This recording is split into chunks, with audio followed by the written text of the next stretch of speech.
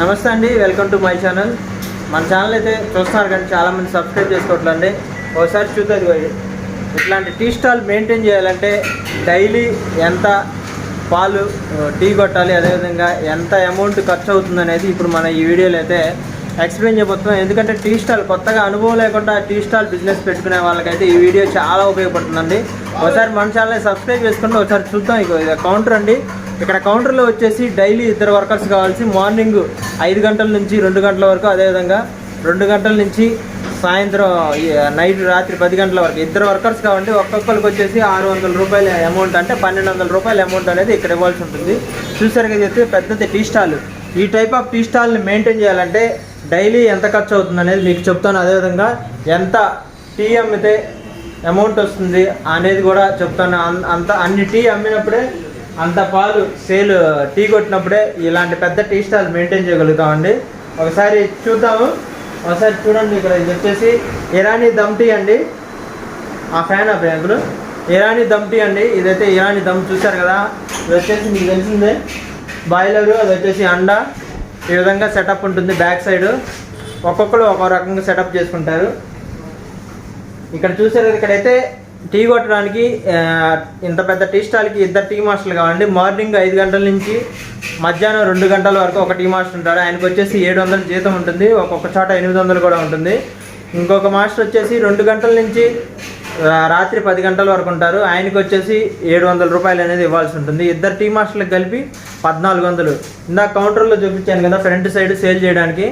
వాళ్ళకి వచ్చేసి 2 వర్కర్స్కి వచ్చేసి 600, 12, మొత్తం 2600 అండి. 2600 అంటే 2600 వీళ్ళకి ఖర్చు అవుతుంది డైలీ. ఇప్పుడు 2600 ఖర్చు అవుతుందంటే మనం ఎంత సేల్ చేయాలి అనేదే కదా ఈ వీడియో. ఇప్పుడు వచ్చేసి 30 లీటర్లు పాలు టీ కొట్టాలి. 30 లీటర్లు పాలు అనేది టీ కొడితే అప్పుడు మనకు వచ్చేసి లీటర్కి వచ్చేసి 200 వస్తాయండి. 200 డబ్బులు వస్తాయి 1 లీటర్ పాలు టీ కొడితే. అప్పుడు 30 లీటర్లు టీ కొడితే అప్పుడు మనకి ఎంత 6000 వస్తాయి. 6000 నుంచి వీళ్ళకి జీతాలు 2600 తీసేయాలి. అదేవిధంగా 1 లీటర్ పాలు వచ్చేసి 70 రూపాయలు, అంటే 30 లీటర్లు వచ్చేసి 2100 రూపాయలు. 2100 వాళ్ళ ఖర్చు, వర్కర్స్ ఖర్చు 2600 తీసేస్తే మనకు వచ్చింది 6000 సేలు, 1400 రూపాయలు అనేది మిగులుతాయండి. రోజుకి 1400 అంటే నెలకు వచ్చేసి 42,000 మిగులుతాయండి. 42,000లో కరెంట్ బిల్లు వచ్చేసి ఒక 5,000 ఇవ్వాల్సి ఉంటుంది. మిగతాది 38,000 రూపాయలు అనేది మనకైతే మిగులు ఉంటాయండి. ఇట్లాంటి టీ స్టాల్ మెయింటైన్ చేయాలంటే ఖచ్చితంగా 30 లీటర్ల పాలు అనేది కొట్టాల్సి ఉంటుంది. ఖచ్చితంగా కొట్టినప్పుడే మెయింటైన్ చేయగలుగుతాం. ఎప్పుడైతే డౌన్ అవుతుందో 20 లీటర్ల పాలు టీ కొట్టడం, 15 లీటర్లు టీ కొట్టడం, అప్పుడు టీ స్టాల్ అనేది లాస్లో ఉన్నట్టు అర్థమవుతుందండి. ఒక నెల మనకి లాస్ వచ్చిందంటే 30 లీటర్లు కొట్టలేకపోయామంటే 15-20 కొడుతున్నామంటే డైలీ మన చేతిలో, మన జోబులో నుంచి 1500 అనేది మనం తీయాలి. 3000 వీళ్ళ జీతాలు తీయాలని 3000. ఆ విధంగా 3 నెలలు కనుక లాస్లో జరిగితే 1,00,000 రూపాయలు అనేది ఎగిరిపోతాయండి. 1,00,000 రూపాయలు మనం లాస్లో ఉంటాం. ఖచ్చితంగా టీ స్టాల్ బిజినెస్ పెట్టడమే కదండి, వచ్చినంతకాలం తీసేసుకోవచ్చు.